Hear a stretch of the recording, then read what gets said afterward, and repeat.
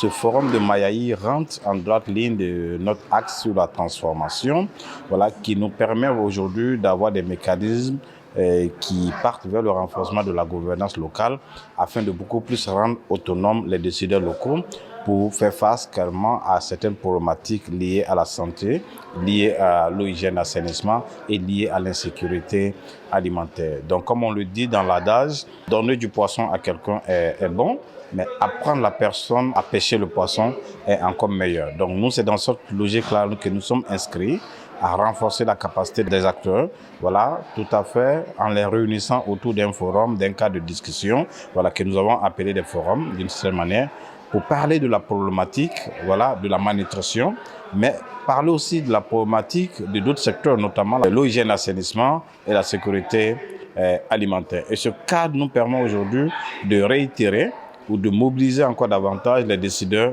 locaux, pour des engagements beaucoup plus concrets et beaucoup plus illustratifs dans le sens d'aller vers la prise en charge des problématiques que nous identifions à l'amont au sein des départements d'intervention.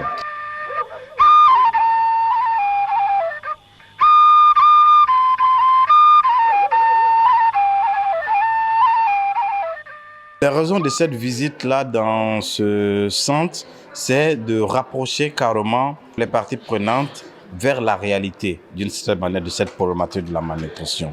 Donc pour nous, c'est une approche aussi de choquer et mieux revendiquer ce que nous revendiquons d'une certaine manière. Donc faire cette visite-là au niveau du CRENI de Mayaï, afin de démontrer l'existence de cette maladie et que les autorités puissent aussi voir de visu les enfants atteints de cette malnutrition-là, les interpellent encore plus davantage. Donc vous voyez que cela a joué de façon positive sur les cas d'engagement. Donc il n'y a pas eu trop de discussions, il n'y a pas eu trop de questions sur la compréhension de la problématique parce que les acteurs sont allés voir et ils ont vu la malnutrition qui est une réalité et qui décime pas mal d'enfants dans le monde. Le Niger n'en demeure pas moins et Mayaï également n'en demeure pas moins par rapport à ce fléau.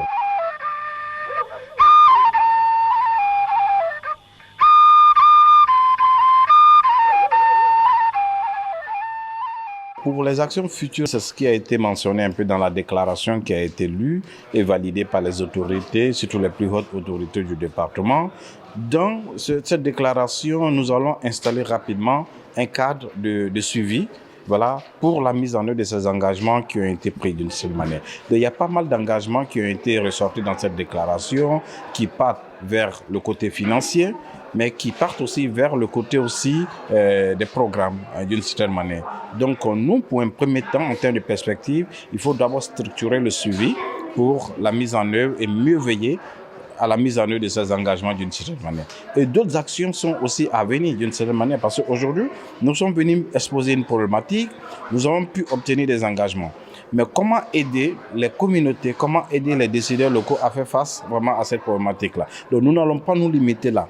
Donc il y a un autre processus que nous avons appelé le processus plaidoyer budgétaire qui sert à aider les communes à identifier les opportunités économiques en leur sein et aussi leur donner les outils, les mécanismes pour mobiliser le financement, surtout comme on le dit, il y a le financement endogène, domestique, à travers ces opportunités économiques de financement que nous allons identifier à l'amont. Donc du coup, ces financements qui seront mobilisés de façon domestique pourront être utilisés pour subvenir aux besoins inscrits carrément dans les programmes de développement communaux et dans les plans d'investissement annuels.